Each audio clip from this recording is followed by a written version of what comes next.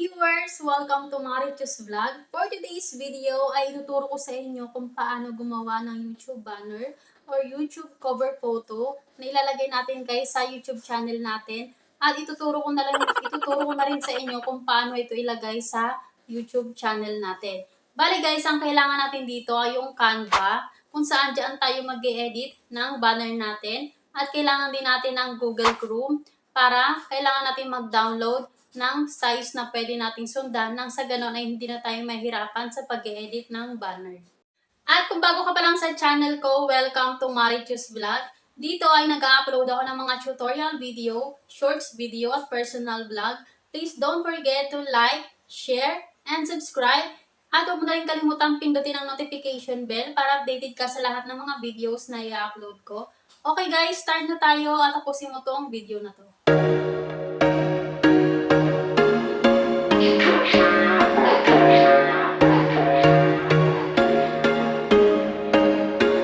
There was once a day that Okay guys, ang una natin gagawin ay punta muna tayo sa Google Chrome.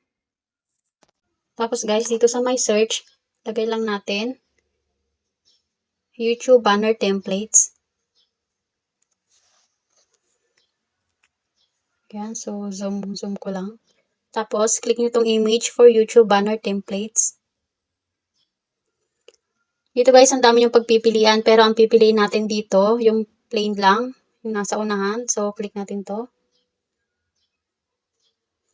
Tapos, i-download natin tong image na to. Para ma-download siya, ay diinan nyo lang yung mismong image.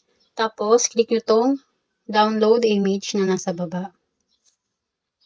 So, download again sa akin kasi guys, na-download ko na siya. Kayo guys, i-download nyo na lang. Tapos, kapag na-download nyo na, ay punta na tayo sa my gallery para i-check kung na-download nyo. So, yan guys. Tapos, ang sunod natin gagawin ay punta tayo sa my Play Store. Dito guys, ay kailangan natin mag-download ng Canva. Sa akin open kasi na-download ko na siya. At kapag tapos nyo na siyang i-download, so click lang natin tong open. Kasi dito tayo guys mag-e-edit ng banner na gagawin natin. Guys, ganito itsura ng Canva. So kapag first time nyo palang mag-download, ang makikita nyo dun guys ay sign in. So kailangan nyo lang guys mag-sign in gamit yung Facebook nyo or gamit yung email nyo guys. Nasa inyo kung ano guys yung gusto nyong gamitin. At kapag nakapag-sign in na kayo, ganito na siya. Tapos guys, dito sa may search lang natin yung YouTube banner.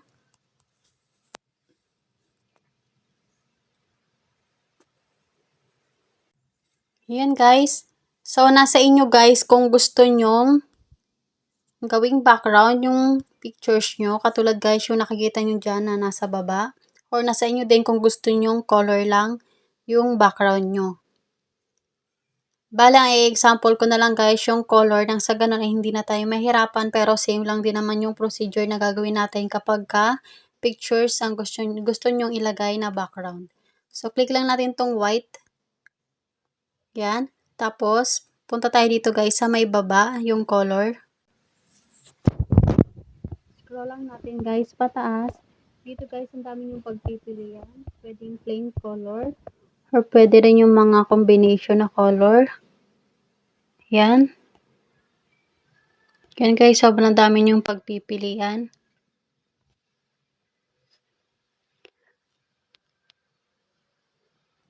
At kapag okay na yan, ay i-click nyo lang tong X para bumalik siya sa dati. Tapos, click nyo tong plus na nasa baba. Dito guys, punta kayo sa may gallery.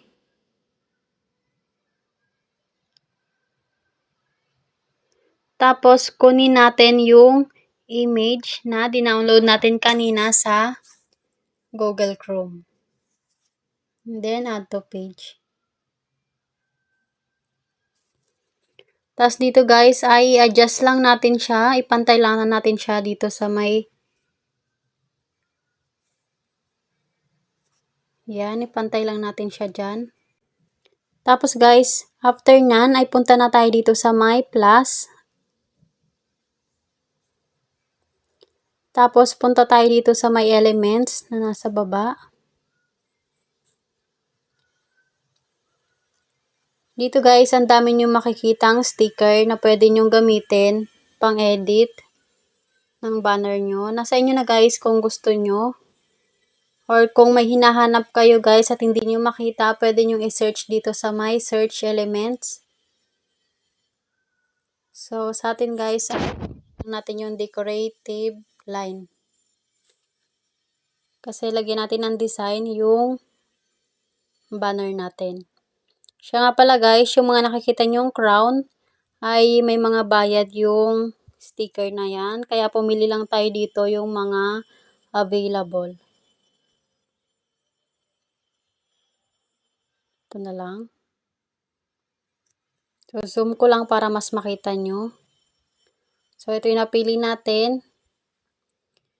Make sure guys na hindi siya lalampas. Yung pag-edit natin, hindi siya lalampas dito sa may gitna. Ay sa may gilid. Kailangan guys, dito lang tayo sa may nakalagay na text and logo, safe area. Diyan lang tayo guys maglalagay ng mga pictures natin or yung mga text na ilalagay natin. So, zoom ko lang para mas makita nyo. Tapos, itong design, i-adjust lang natin. Pwede nyo siya guys pahabaan. Yan, adjust nyo lang gamit yung daliri nyo. Make sure guys na hindi siya lalampas sa taas.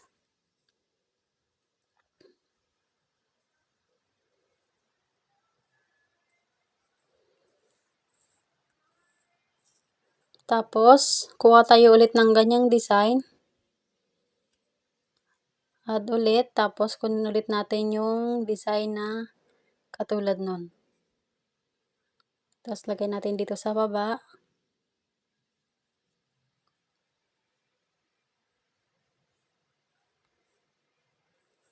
Yan.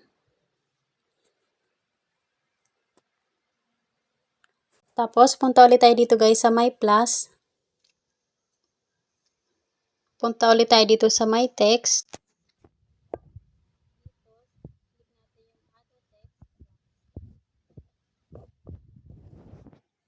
I-delete lang natin tong your paragraph text. Tapos, i-type lang natin yung pangalan ng YouTube channel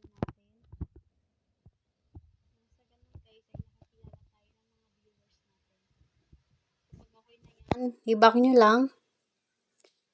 Click nyo lang yung screen ng phone nyo. Yan. Tapos, i-click nyo yung name na nilagay natin para lumabas. Pagpipilian sa baba. So, palitan natin ng color para mas nakikita nyo.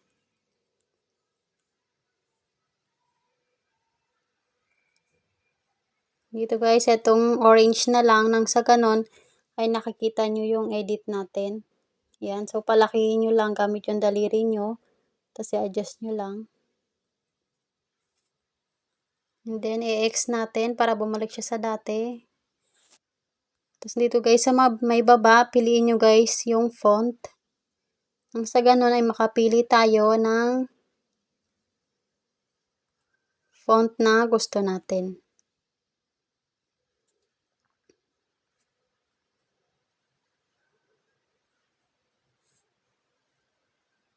Yan. So, palakihin lang natin. Tapos, back na tayo. Punta ulit tayo dito sa my text. Sa my plus pala. Tapos, text. Delete lang natin to. Tapos, type natin yung content natin. Sa akin guys, tutorial videos. And personal vlogs.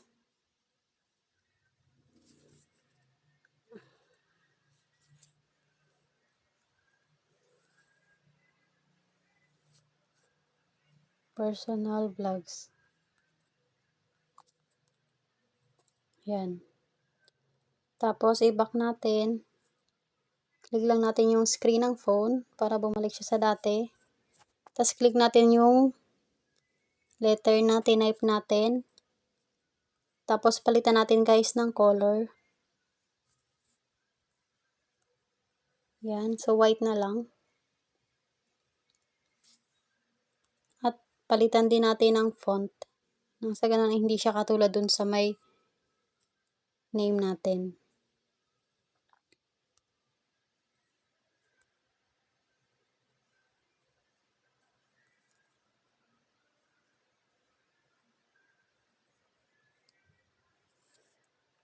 Yan. So, palitan lang natin ulit. Ilagay lang natin siya guys dito sa may baba. Yan.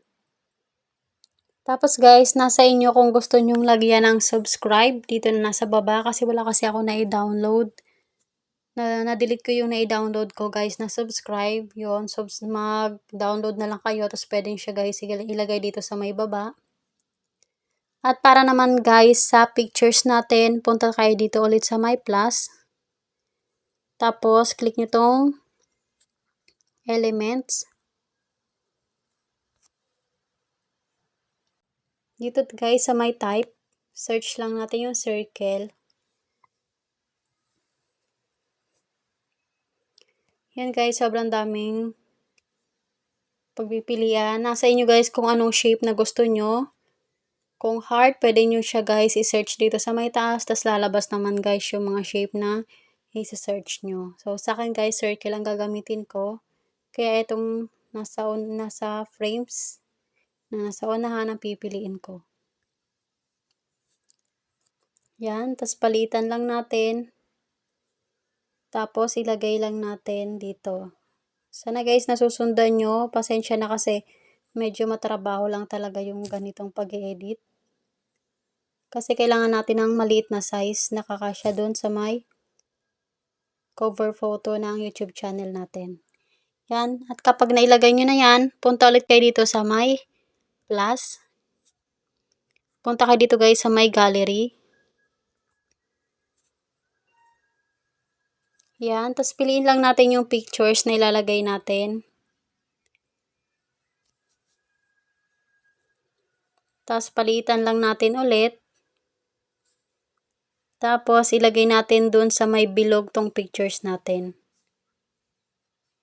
Yan. Magkukusa na yan guys. Magsusukat. Yan. Kapag okay na kayo at okay na rin naman kayo guys sa design. Kung napapansin nyo guys ay hindi siya lumampas dito sa may gilid. Yan. Tapos kapag okay na kayo sa design, i-click nyo lang tong color gray. Yan. Tapos, hanapin nyo lang dito yung transparent. Tapos, ilagay lang natin to sa 0. Yan guys, so ganyan magiging itsura ng YouTube banner natin. At kapag okay na kayo sa design, ay i-click nyo lang yung nasa taas na arrow para i-save na natin.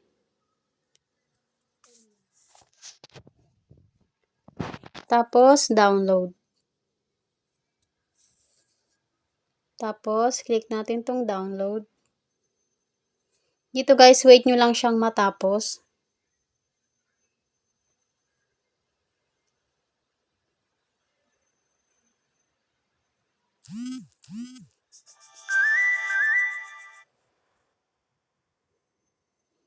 Yan, kapag ganyan guys, ibig sabihin ay na-download na natin. Tapos punta na tayo sa my gallery para i-check kung pumasok yung dinownload natin. So, ito na guys yung ginawa natin na banner.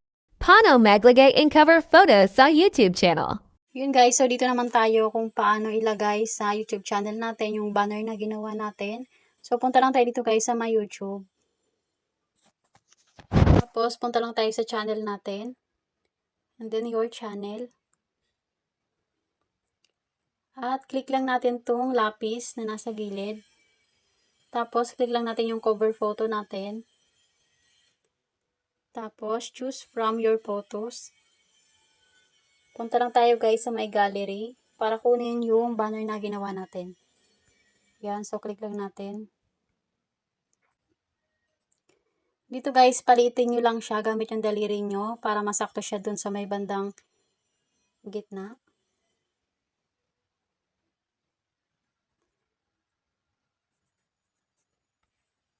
Yan. Tapos, kapag na-adjust nyo na guys, i-click nyo lang tong save.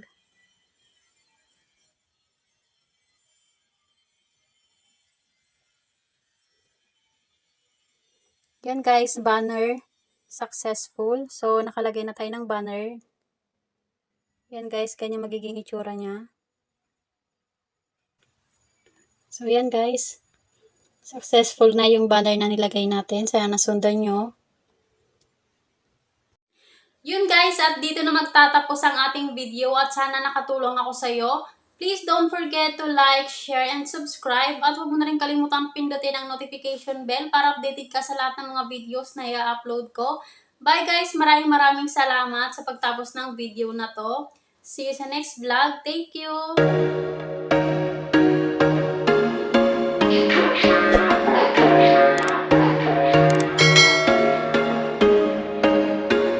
There was once a day that I would pray for you. I'd go and miss me.